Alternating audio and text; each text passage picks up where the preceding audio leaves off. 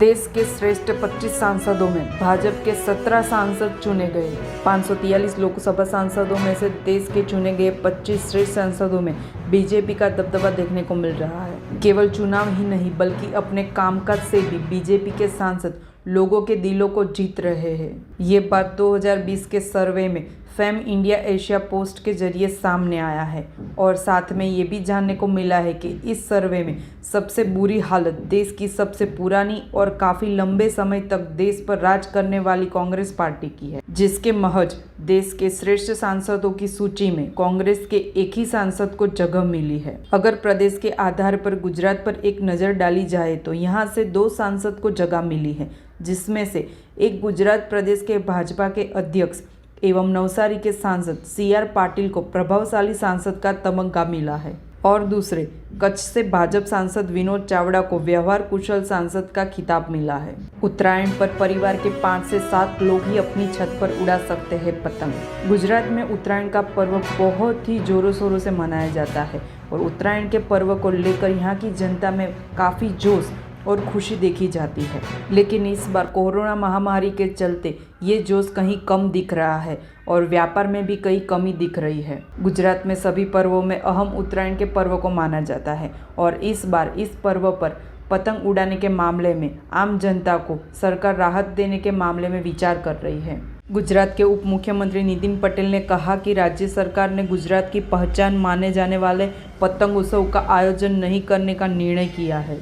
इतना ही नहीं, कोरोना महामारी के चलते पतंग उत्सव में कोरोना गाइडलाइन के अनुसार जिसमें मकान की एक छत पर सिर्फ 5 से 7 लोग पतंग उड़ा सकते हैं, लेकिन एक छत पर 50 लोगों को पतंग उड़ाने की मंजूरी नहीं दी जाएगी और इस बारे में जल्द ही पूरी मार्गदर्शिका जाहिर की जाएगी। साथ में ही 50 लोग एक साथ एक छत पर इकट्ठा हो इस बात की मंजूरी नहीं देने पर फ्लैट में रहने वाले असमंजस में है कि फ्लैट में बड़ी संख्या में लोग रहते हैं, ऐसे में वे लोगों को अब पतंग उड़ाने को मिलेगी या नहीं।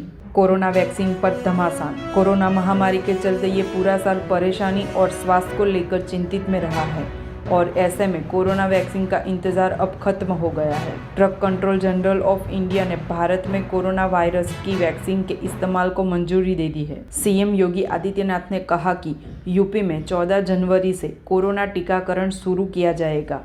जहां एक और कोरोना वैक्सीन को लेकर ड्राई रन शुरू हो गया है, वहीं दूसरी ओर इस टीकाकरण को लेकर सियासत भी तेज हो गई है।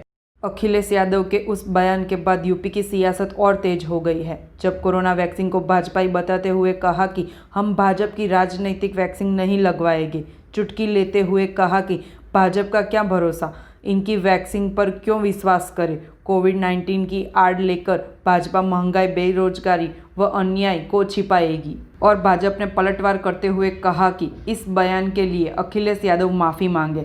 ट्विटर पर भी अखिलेश यादव को ट्रोल करने लगे हैं लोग। अखिलेश के बयान पर पलटवार करते हुए भाजपा प्रदेश अध्यक्ष स्वतंत्र देव सिंह ने ट्वीट करते हुए कहा कि भ्रष्टाचार और गुंडाराज को समाप्त करने के लिए भाजपा की वैक्सीन कारगर साबित हुई है।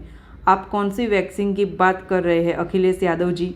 और वहीं पे डिप्टी सीएम केशव प्रसाद मौर्य ने ट्वीट करते हुए कहा कि अखिलेश यादव को वैक्सीन पर भरोसा नहीं है और यूपी वासियों को अखिलेश यादव पर भरोसा नहीं है। जहां तक मैं समझता हूं कि अभी कम से कम 25 प्रदेश की जनता आपको मौका देने वाली नहीं है। कहा कि अखिलेश का वैक्सीन पर सवाल उठाना हमारे देश के चिकित्सकों एवं वैज्ञानिकों का अपमान है, जिसके लिए उनको माफ़ी मांगनी चाहिए। ऐसी ही और खबरों को देखने के लिए जुड़े रहिए हमारे साथ। सच के साथ हर खबर अजय न्यूज़।